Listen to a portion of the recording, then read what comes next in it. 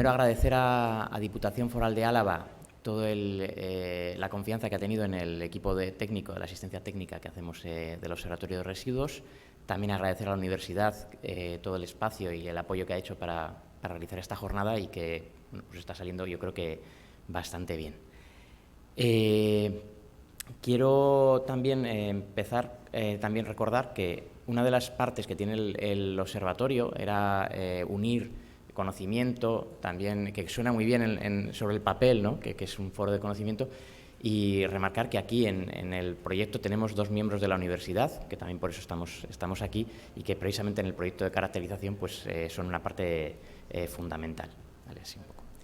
Y bueno, ahora quiero que me permitáis poner un poco negro. Ha dicho, vamos a meternos en harina, pero la harina es bastante más limpia que lo que vamos a meter. Nos vamos a meter las manos en la masa y no una masa bonita. Además, voy a poner un poco negro porque así, cogiendo las referencias del cine negro, ¿no? Si quieres saber de alguien, examina su basura, ¿no? Nos ponemos en la idea del detective que está buscando a ver qué hay en sus sospechosos, qué encuentra en la basura para encontrar pistas. Y es que esto de la caracterización de residuos, que suena así como muy bonito, en realidad es buscar en la basura qué es lo que hay. ¿Vale? Estas serían nuestras sospechosas principales. Las caracterizaciones se pueden hacer con todos los flujos de residuos, todo lo que recogemos de nuestras casas, pero las principales, y de las que vamos a hablar más en serio, van a ser la bolsa negra, la bolsa de basura de toda la vida, ¿no? Esa donde metemos cualquier cosa, ahí va todo. Y luego he puesto ahí también un poco la bolsa verde, la de orgánico, que también nos está ahora que se está poniendo más, tenemos más medios para hacer la recogida de orgánica, nos interesa saber mucho qué es lo que estamos llevando ahí. ¿En qué consiste una caracterización? A nivel técnico, simplemente es un análisis microscópico de la composición material de un flujo de residuos. Bueno, básicamente, cogemos, abrimos las bolsas, lo ponemos encima de una mesa y separamos todo lo que hay. ¿Vale? Es un trabajo bastante ingrato porque es duro y pues trabajar con residuos pues, es un poquito desagradable. Por lo menos en la bolsa esa negra. Hay otros flujos que son más agradecidos. ¿Y qué objetivo tiene? Caracterizar lo que buscamos es saber qué es lo que hay ahí. Sabiendo cómo estamos recogiendo los residuos, podemos luego tomar decisiones. Y además, lo que he marcado ahí en negro, podemos estimar la generación de cada residuo, porque para luego tomar medidas, cómo vamos a dimensionar un servicio, necesitamos saber qué estamos recogiendo y cómo. Con esto se ha estirado un poquito, pero bueno. Con esto de la generación, ¿qué queremos decir? Pues cuando hablamos de la generación de un material dado, digo material porque a veces, residuos materiales, el papel, el vidrio, la orgánica, lo que hacemos es calcular, mirar qué hay en los residuos mezclados en esa bolsa negra, que de momento es mayoritaria, como vimos ayer con los datos del inventario. Miramos lo que se recoge de manera selectiva en el contenedor, pues en el caso del papel, pues miramos cuánto hay en la bolsa de basura, miramos cuánto hay en los contenedores azules y con eso calculamos la generación. Además, esto es una metodología que está justificada en la documentación europea y en la legislación para calcular qué es lo que estamos generando. Y además, con esa generación luego podemos calcular realmente cuánto se recicla. Una de las confusiones mayores que hay a veces en la comunicación en residuos es considerar recogida selectiva como reciclaje. Ya hablábamos ayer la diferencia de no es lo mismo separar, que es lo que hacemos en casa, separar los residuos, que reciclar, que es lo que se hace luego en una planta. Entonces, cuando miramos cuánto se ha generado, ahí podemos luego saber cuánto se ha reciclado y ahí sabremos el porcentaje. Este detalle es importante y para eso tenemos la caracterización. Perdón. ¿Por qué es interesante medir el reciclaje? Pues porque la ley nos lo pide. Bueno, aparte de que es interesante como aumentar el conocimiento, pero tenemos claramente unos objetivos que la ley nos está diciendo. Tenemos un objetivo para 2025 de tener un 55% de reciclaje. Así que necesitamos saber qué hay en la basura, por qué flujo se está yendo para medir ese reciclaje. Y luego aquí quería hacer una retrospectiva un poco históricamente de dónde viene todo esto. Aquí hay algunos que vienes de fuera. En euskera existe un dicho que es izena duena bada, que es lo que tiene nombre existe o lo que se puede conocer, y esto es así. Lo que no existe, también en lo contrario, ¿no? Lo que no se conoce no existe. Y yo le añado un cambio que sería legea duena bada, ¿no? Lo que tiene una ley, lo que está legislado existe. Y en el campo del medio ambiente cuando la legislación lo refleja, es cuando realmente le ponemos el foco. Haciendo una retrospectiva, la ley del 97 no hablaba de residuos de envases, por ejemplo, no hablaba nada de caracterización, no aparecía la palabra caracterización en ningún momento. En la ley del 98 de residuos tampoco aparecía.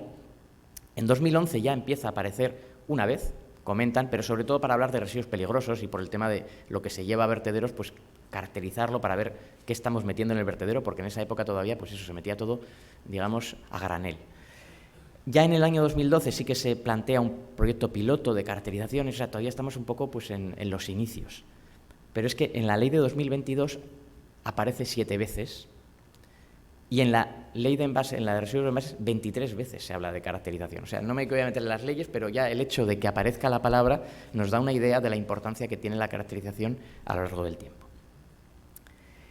El plan de residuos de Álava, indudablemente, habla de caracterizaciones, es una acción 10, una de las primeras acciones, porque también se identificaba la necesidad de conocer cómo se están repartiendo los flujos de residuos, qué hay en los residuos que se recogen. Y además, en la acción 15, que es la que también nos lleva a todos aquí, pues se integraba las caracterizaciones de residuos dentro del observatorio de residuos. Además, esto tiene una ventaja. De ese equipo que hemos hablado, somos como una docena de personas trabajando en diferentes ámbitos. Una parte importante, y de hecho económicamente es la parte que pesa más, es la caracterización de residuos. En la caracterización de residuos estamos 4 personas a nivel técnico, 2 de la universidad y 2 de empresa. Estamos 5 personas que han hecho lo que es el trabajo de campo, que yo agradezco mucho su participación porque ha sido el trabajo más duro, que es estar directamente con los residuos, trabajando con ellos. Hemos tenido 2 estudiantes de la universidad que también han hecho prácticas en el proyecto y uno de ellos ha hecho su TFG sobre la caracterización de residuos. Y además ha sacado un 9, o sea que no ha ido mal. Entonces, digamos que este proyecto también se ha llevado una parte importante digamos, de los recursos económicos, personales, y luego está generando también mucho conocimiento para el inventario de residuos, para saber cuánto reciclamos, y luego a nivel universitario también se quiere trabajar estos datos de una manera más académica. Bueno. Las fracciones de residuos que se pueden caracterizar, aunque ya he dicho que nuestras sospechosas eran las que eran, en realidad se pueden caracterizar todas las fracciones. Normalmente hay fracciones que son más confusas, ¿no? Pues esa bolsa de basura negra, donde no sabemos ni lo que hay, es la que tenemos que poner el foco, pero el papel, el vidrio también se puede caracterizar, el textil, los envases, todo eso se caracteriza. Al final es conocer realmente qué es lo que hay en ese flujo. Por poner un ejemplo, el papel, tanto el Ayuntamiento de Vitoria, que tiene su propia recogida, como la Diputación, que hace la recogida en todo el resto del territorio, hacen caracterizaciones habituales del papel. Claro, no se mide lo mismo para saber qué hay en el contenedor azul que lo que hay en esa bolsa indiferenciada. En el caso del papel, pues se mira a ver qué tipos de cartones hay, si son envases, si no son envases, si llevan el punto verde de Coembes, si es papel impreso. Bueno, esa caracterización, de hecho, se va a hacer ahora, esta semana empieza, y la semana que viene, la de Diputación. Y es una caracterización también muy agradable porque no hay materia orgánica, no huele mal y es bastante más sencilla de hacer. Pero bueno, volviendo a las sospechosas, las que nos dan problemas, o las que, digamos, que nos despiertan más la curiosidad, aquí tendríamos un montón de fracciones que buscar. Si en la del papel decía que, bueno, se miran prácticamente, pues eso, 5 fracciones, no voy a quedarme con todas, pero que os hagáis a la idea, en total se miden 35 fracciones dentro de la bolsa de basura para encontrar todo, y se encuentra de todo de esto, ¿no? Entonces tenemos que clasificar de manera exhaustiva qué es lo que vamos encontrando. Se va mirando disculpad, se van mirando diferentes fracciones y a veces ciertos materiales. Por ejemplo, la nueva ley de residuos y de envases, el decreto de envases, planteaba también investigar sobre botellas de plástico de un solo uso, que ya veremos que también este año se han examinado también ese tipo de material. La metodología implica hacer un estudio estadístico y hacer un diseño muestral para que sea representativo, y aquí pues tenemos las dificultades a veces de cómo seleccionar exactamente las muestras. En total, para la fracción resto se han hecho un número de 95 muestras, y se han seleccionado diferentes cuadrillas, se ha buscado que sean diferentes sistemas de recogida y bueno, un poco todo.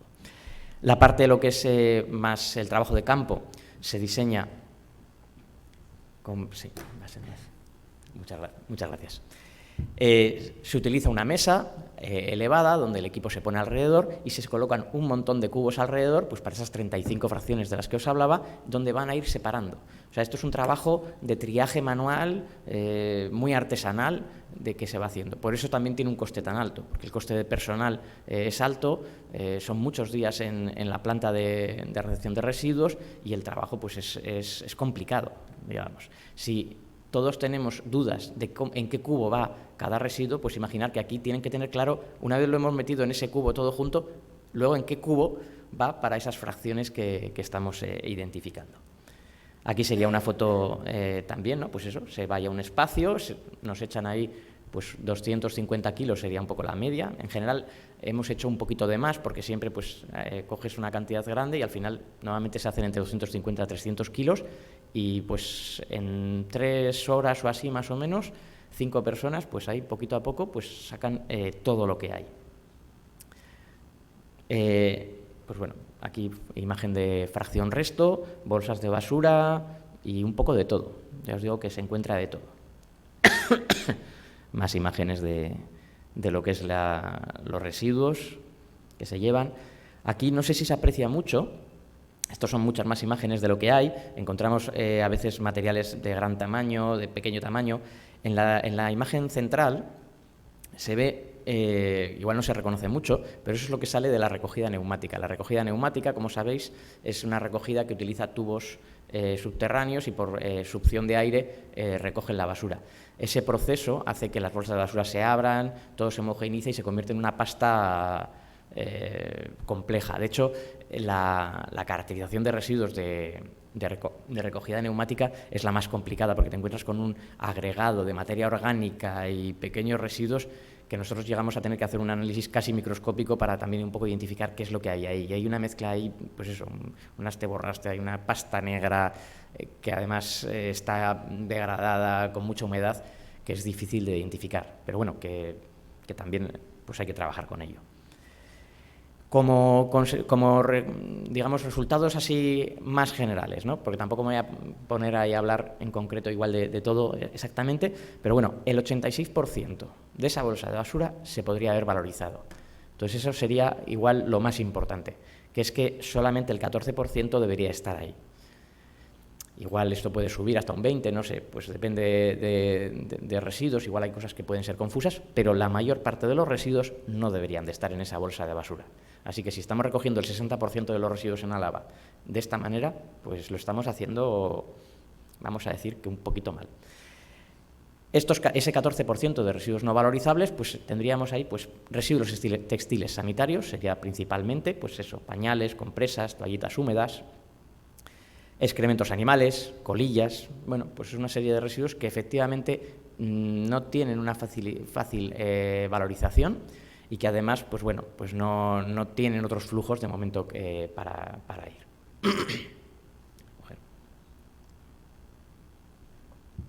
Pero ya veis que la cantidad de material que podría reducirse pues es enorme. Y ya yendo al quesito final, ¿no? a la conclusión final, tendríamos que la mayor parte, la mitad de lo que está en esa bolsa de basura, de momento son residuos orgánicos. Ahora que se están implantando, ya sea a través de compostaje, a través de recogidas de diferente tipo, la recogida orgánica, pues esto debería de ir desapareciendo. Y por eso tenemos el problema con la bolsa negra, por eso es tan desagradable, porque tenemos ahí una mezcla toda que empieza a fermentar, empieza a degradarse y produce unos olores pues desagradables. Esto cuando es todo orgánica cambia completamente. No es lo mismo la orgánica pura fermentando que la orgánica mezclada con un montón de cosas. Por algún motivo no es lo mismo. También tenemos, en este quesito tendríamos el 14%, ese en gris, que serían esa parte que sí que tendría que estar ahí. Tenemos un 11% de envases, es una cantidad muy alta, o sea, hay muchísimos envases que están yendo a la basura indiferenciada y que deberían de ir al contenedor amarillo, 7% de papel en azul y, bueno, luego tenemos pequeñas otras fracciones, pero bueno, el 7% de papel y el 11% de envases pues nos debería de preocupar bastante.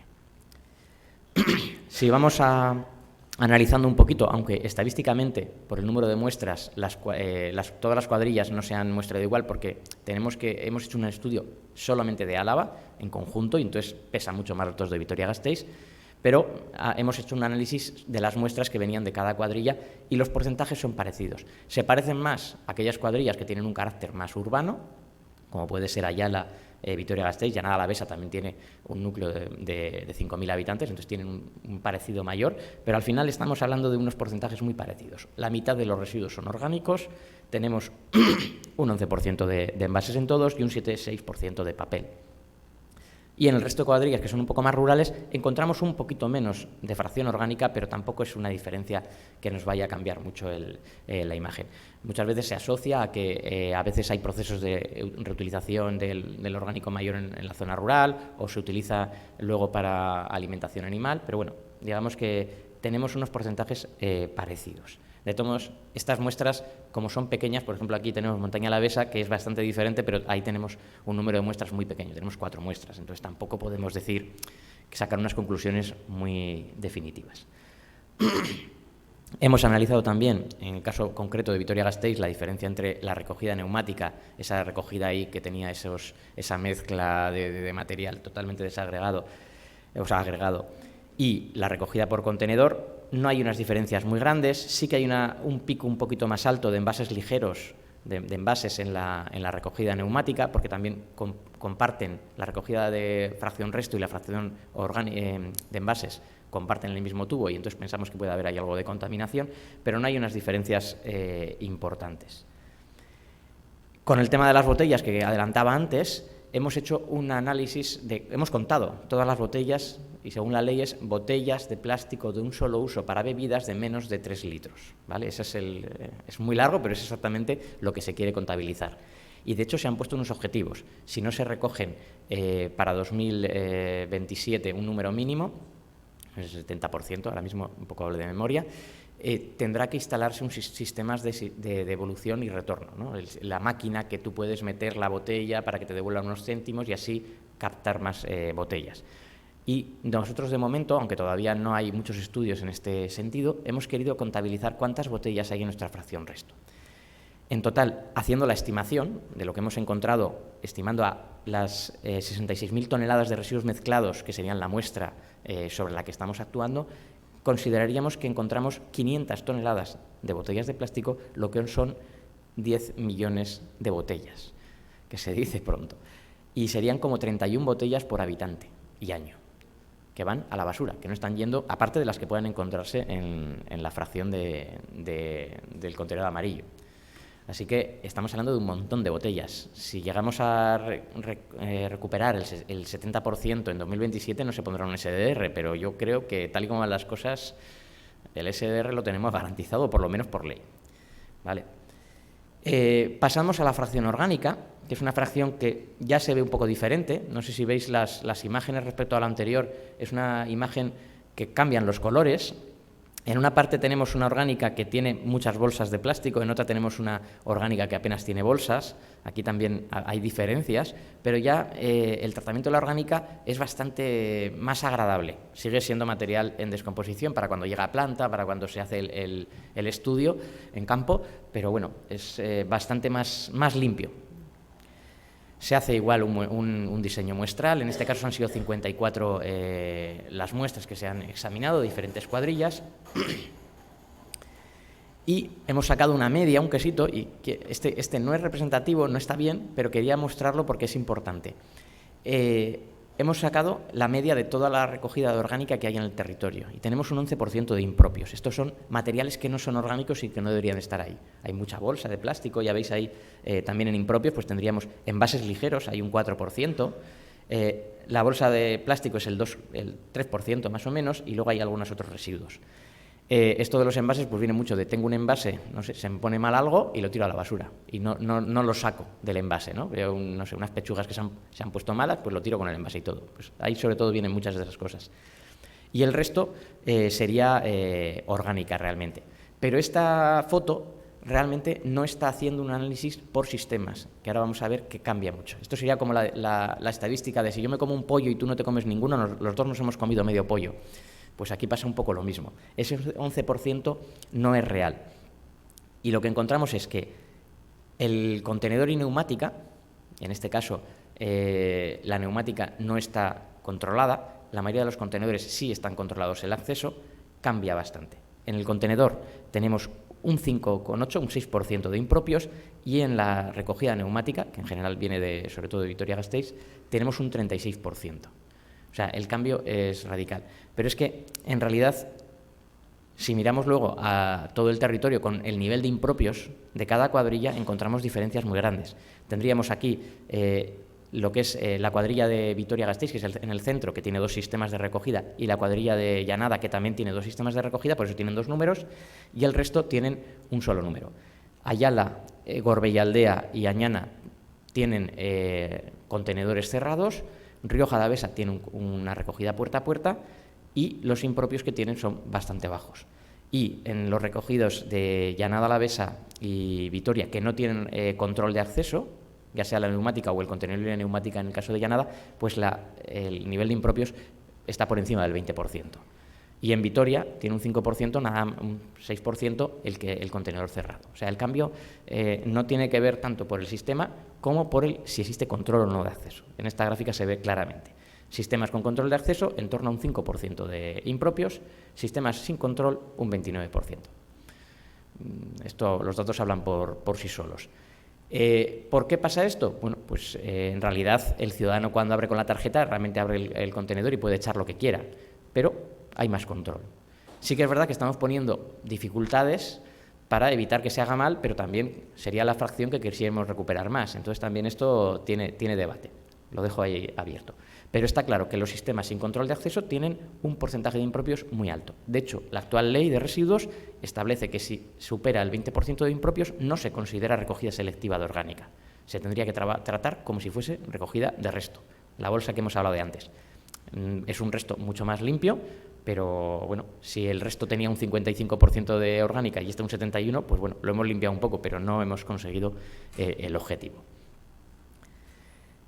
Y bueno, aquí viendo un poco de nuevo el planteamiento, sistemas con control de acceso, ya sea puerta a puerta, contenedor, sistemas sin control de acceso, aquí diferenciando un poquito más el tema de neumática y contenedor. La neumática da unos datos un poquito peores, parece que tiene un poco más de, no sé, se contamina más o el usuario lo usa de manera diferente. Bueno, aquí sería un poquito más en grande. El puerta a puerta tiene un porcentaje de impropios muchísimo menor, hay mayor control de la operativa. En este caso estaríamos hablando de los municipios del Ciego y Cripán, y que bueno, el cubito de orgánica está justo delante de la puerta. El contenedor de acceso, pues el resto de cuadrillas y Vitoria-Gasteiz, pues ya sea con tarjeta, ya sea con una llave mecánica, también encontramos impropios. Y los contenedores abiertos o la neumática que no tienen control, pues es un porcentaje de impropios muy alto. Y aquí quiero volver un poquito al ecobarómetro de residuos, que también hemos hecho este año y que ayer habló mi compañera Rate. Hablábamos de eso, ¿no? Ella ya lo adelantó, de qué percepción tenemos de lo que hacemos, y claro, luego vamos nosotros con la caracterización, abrimos las bolsas y decimos, bueno, pero ¿y qué estamos haciendo realmente, ¿no? Y ya veíamos que, y se ve aquí, ¿no? La zona roja es todo lo que usted separa los residuos, ¿no? en su hogar, y casi todo el mundo separa todo, es maravilloso. Pero, lo que decíamos, realmente nos encontramos, por ejemplo, la fracción orgánica, que sería la primera columna, y que es coherente con lo que hemos encontrado ahí, pues realmente no se está separando, se está llevando con los residuos mezclados. Entonces, bueno, aquí tendríamos eso, la zona verde sería la recogida selectiva, la zona gris lo que está yendo en la fracción resto. ¿Y esto en qué se traduce? Además, en que lo que se recoge de manera mezclada luego no se puede tratar bien. Iríamos a la columna del final. A ver esto no sé si se ve. Esta columna del final es el tratamiento que se le da a la fracción resto. La parte gris es eliminación, depósito en vertedero en el caso de nuestro territorio. Un 18% azul es la pérdida de humedad cuando se hacen los procesos, cuando se lleva la materia orgánica que hay en esa bolsa de basura, cuando se lleva a la planta se produce una pérdida de humedad porque se fermenta en planta para que no fermente en el vertedero.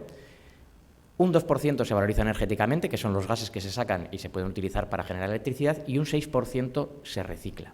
O sea, de toda la bolsa de basura, a veces cuando dicen, bueno, pero ya lo separarán y hay puestos de trabajo. Bueno, ya he adelantado que el trabajar con la basura así es muy desagradable. Nuestro equipo ha trabajado 5 meses, hay gente que está ahí todos los días y es el trabajo muy desagradable, muy ingrato, es duro. Se consigue recuperar un 6% de materiales.